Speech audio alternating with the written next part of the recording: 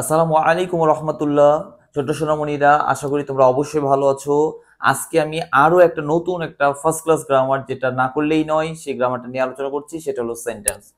এটার ইম্পর্টেন্সটা অনেকটাই হাই। তোমরা ন্যারেশন করতে যাও তখন সেন্টেন্স লাগে। তো দেখো আমরা সেন্টেন্স কিভাবে চিনবো একেবারে শর্টকাটে, কোনো সংজ্ঞা মুখস্থ করতে হবে না, কিছু করতে হবে না।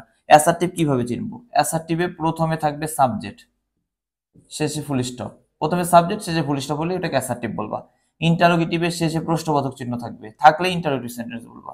ইম্পারেটিভের প্রথমে মূল ভার্ব থাকবে আর শেষে ফুল স্টপ থাকবে। তাহলে মূল ভার্ব কোনগুলো? যে do, did, done, eta, T10, ওইগুলা। প্রথমে মূল ভার্ব থাকবে, শেষে ফুল স্টপ, তাহলে ইম্পারেটিভ বলবা। অপারেটিভ সেন্টেন্স কি বলবা? মে থাকবে, দেখবা প্রার্থনা করা বোঝাবে। এক্সক্লেমেটরি সেন্টেন্স কিভাবে চিনবো? বিশেষসূচক চিহ্ন থাকলে সেটা এক্সক্লেমেটরি সেন্টেন্স। আচ্ছা, আমি একটা উদাহরণ করে দিই, দেখি মিলে কিনা। দেখো প্রথমটা, প্রথম you are a good girl, you subject আছে, শেষে ফুল স্টপ আছে, তাহলে এটা অ্যাসার্টিভ সেন্টেন্স। শেষে প্রশ্নবোধক চিহ্ন আছে, তাহলে এটা ইন্টারোগেটিভ সেন্টেন্স। প্রথমে মূল ভার্ব আছে, শেষে ফুল স্টপ আছে, তাহলে এটা ইম্পারেটিভ সেন্টেন্স। মেয়ে আছে এবং প্রার্থনা করা বোঝাচ্ছে, তাহলে এটা অপারেটিভ সেন্টেন্স। এখানে বিশেষসূচক চিহ্ন আছে, তাহলে এটা কি? Exclamatory sentence. তাহলে তোমার উদাহরণ সহ সবকিছু দিয়ে দিলাম ইনশাআল্লাহ।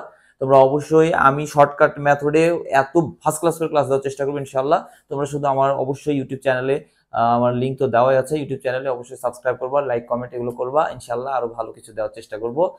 সবাই ভালো থাকো ভাই।